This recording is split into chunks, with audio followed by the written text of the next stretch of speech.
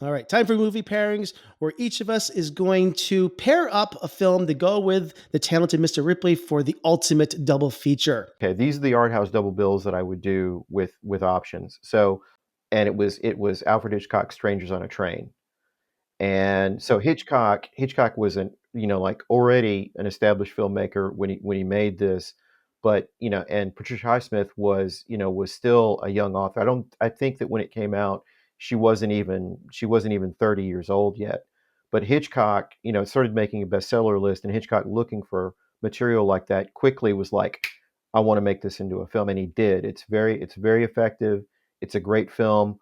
Um, the themes about um, murder and homosexual attraction, um, and identity, switching, and the confusion there. That's it's runs throughout that, and you get the idea that if Hitchcock were alive, would he certainly, I feel like he probably would have made a very similar film to Mangela's talented Mr. Ripley. Having recently returned from Italy, this is my sort of wild card. If you want a really beautiful view of Rome from a Roman point of view, and from a Roman filmmaker's point of view, Paolo Sorrento's The Great Beauty, or La Gran Bellezza, Favorites. from 2013. Yeah, it's look, it's a love letter to Rome. I mean, much in the way that Fellini's films are, but even much more accessible. My personal experience with the film is that when I was planning my last trip to Rome with my cousin and his wife, we were talking about trying to find the apartment of the main character, and just saying, like, hey, it would be really cool if we could just go and find where they shot that, and look at it from the street. Well, my cousin, being the person that he is, really did the research, and he was like, he goes, okay, he goes, well, I got a surprise. He goes, I did a little research. He goes, here's the address that I found for the location. Here's the address of the Airbnb that I booked for us. And I was like, wait a minute. He goes, like, yeah, it's the same building. I couldn't get, he goes, like, I'm going to tell you, and he goes, I have to warn you, I have to let you down. It's not the penthouse like the main character. It's 2 floors below.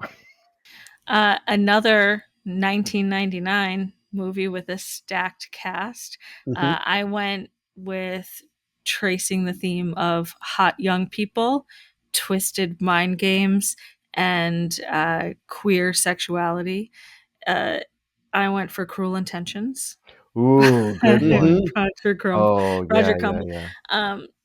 This is Mhm. Ripley, but super camp. Reese Witherspoon comes into a new school. She's the headmaster's daughter, and she's Mhm. very pure and virginal. And enter Sarah Michelle Gellar and Ryan Philippe, um, who, Felipe? sure, uh, and their twisted psychosexual sibling games that they ensnare Reese Witherspoon into. It's so gross and fun and sick, and yeah, campy is really the word that comes to mind for that, but in that very specific 90s dark Mhm. way.